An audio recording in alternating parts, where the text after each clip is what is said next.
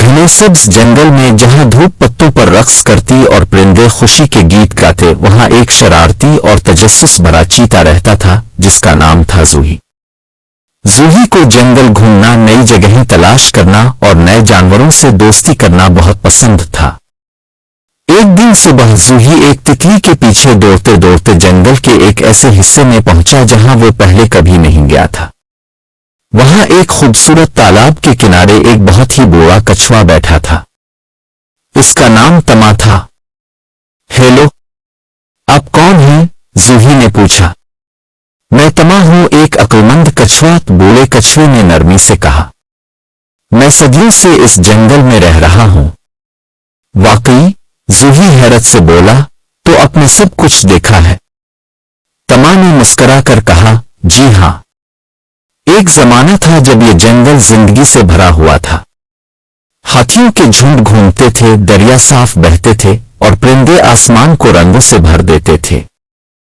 زوہی نے آس پاس دیکھا اور افسوس سے کہا، اب تو یہاں بہت سناٹا ہے اور کئی درخت بھی کٹ چکے ہیں۔ تما نے آہ بھری، کیونکہ انسان جنگل کو کاٹ رہے ہیں، گندگی پھیلا رہے ہیں اور جانوروں کے گھروں کو نقصان پہنچا رہے ہیں۔ کیا ہم کچھ کر سکتے ہیں؟ زوہی نے پرعزم ہو کر پوچھا۔ بالکل، تما نے کہا، ہر چھوٹا بڑا جانور فرق لا سکتا ہے۔ اچانک جنگل میں ایک چیخ گونجی، بچاؤ! کوئی مجھے بچائے!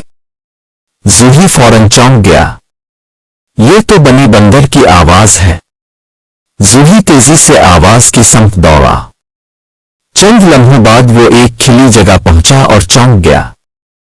بنی ایک منا بندر ایک کمزور درخت پر چڑھا ہوا تھا جو سوکھ چکا تھا اور کسی بھی وقت گر سکتا تھا۔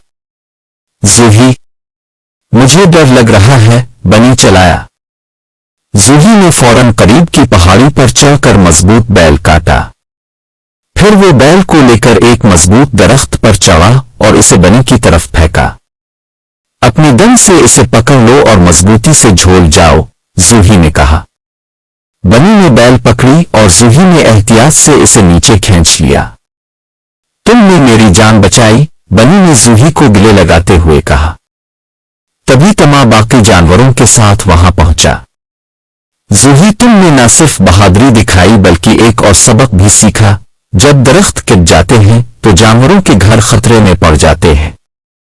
زوہی نے کہا، ہمیں فوراً کچھ کرنا ہوگا۔ زوہی نے اپنے تمام دوستوں کو جمع کیا اور ایک منصوبہ بنایا۔ نئے درخت لگائیں تاکہ جانوروں کو محفوظ گھر مل سکیں۔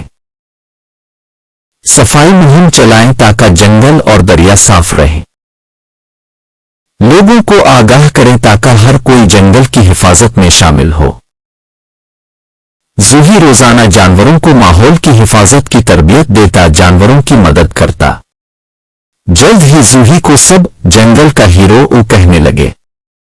پیارے بچوں، اس کہانی میں ہم نے سیکھا کہ دوسروں کے لیے کچھ کرنا ہی اصل بہادری ہے۔ جب ہم ماحول، جانوروں، پرندوں اور انسانوں کی حفاظت کرتے ہیں تو ہم سب کے لیے ہیرو بن جاتے ہیں۔ کیا اب بھی مجھے جنگل کا ہیرو سمجھتے ہیں؟ تو پھر اپنے لائک اور سبسکرائب کیوں نہیں کیا؟